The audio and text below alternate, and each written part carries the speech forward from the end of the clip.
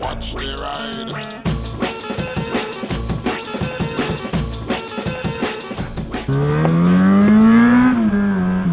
So obviously, depending on what sort of bike you have different amounts of wind protection. What wind protection is basically how the air is deflected by the bike around you to make your ride more comfortable.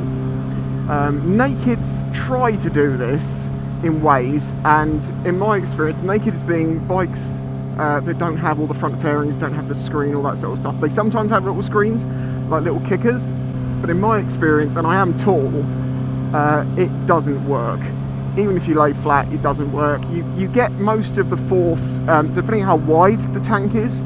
Some of the, like the GSX S1000, for instance, the naked one, that it protects. Remember, it's protecting my legs to a degree, but it was pushing on my chest. My DRZ pushes from head to my hips, like the whole of me. It might have a little screen shape on it, but it doesn't really do anything. But again, I am tall. You see, these screens, obviously depending on whether you have these stock ones, tend to be a lot longer and a lot taller and bigger and uglier because they actually work to a point. But the one that came on this bike, for instance, was taller, but it was flimsy in the corners.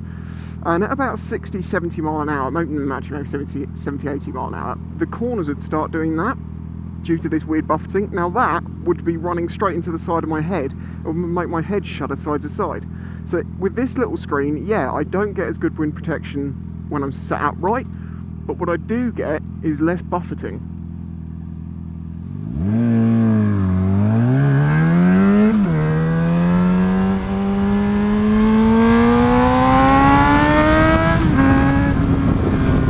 Like, this is what I mean. Windy, right? Not windy at all. Windy!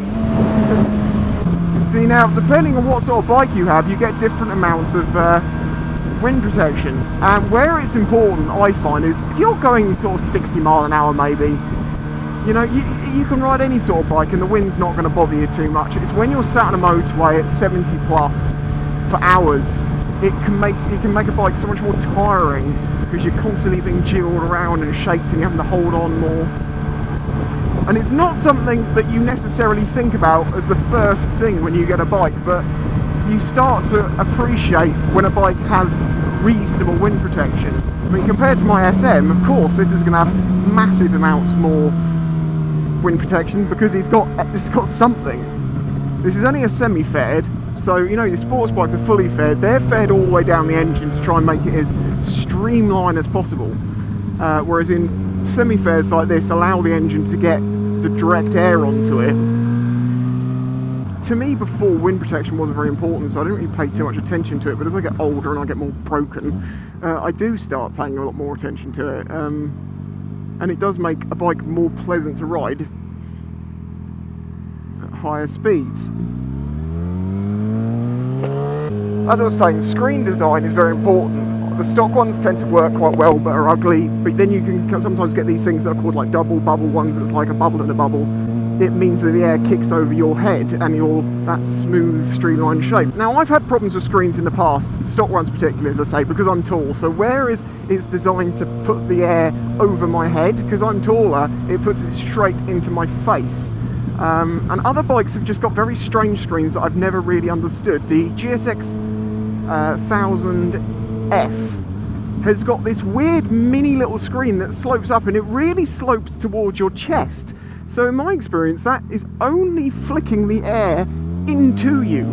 It's doing nothing to deflect it away from you, because that's one of the things you have to do, is if you can create enough of a ramp for the air, it kicks up and it creates the flow to go straight over the top of your head, or more over your head, less on your chest.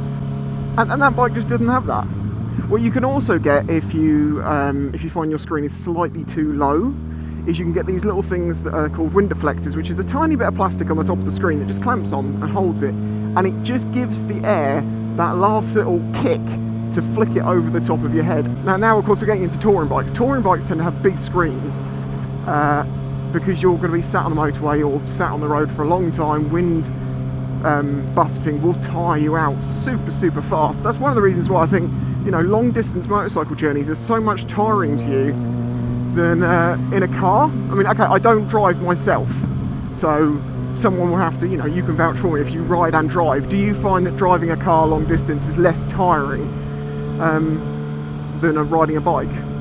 Because I think a lot of it's just being exposed to all of those elements, the wind, having to hold on to the bike, using your body more, the sound, of course, because in a car it can be nice and quiet, you've got some nice tunes on.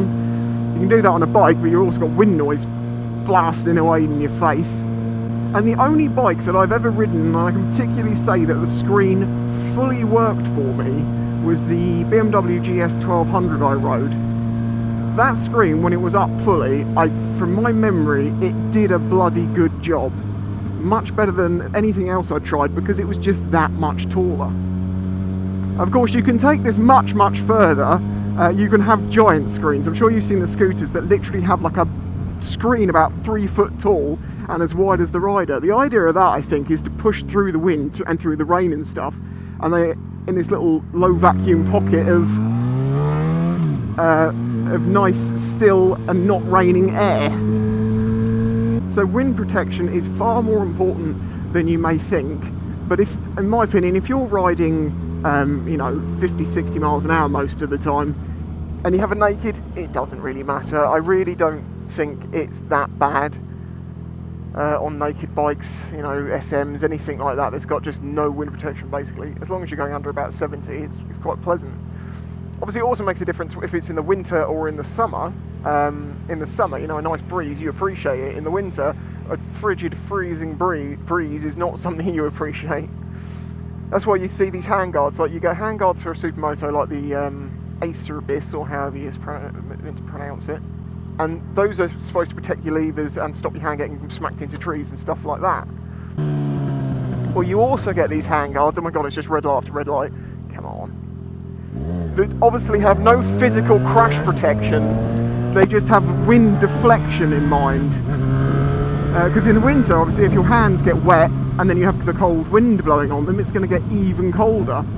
So wind protection is far more important than you might at first think, but frankly it is probably one of the most granddaddy things to talk about when it comes to bikes. Effective windscreens and top boxes kind of go together. I'm only joking. Well, there you go, there's my 2 penneth on wind protection. If anyone's got any gems of knowledge or any information you'd like to add, please do in the comments, because as I say, this is not my highly researched subject, this is just a collection of what I've experienced in the past 10 years of riding bikes. So everything I kind of know about wind protection, there you go. Thanks for watching, don't forget to leave a like and I'll catch you next time.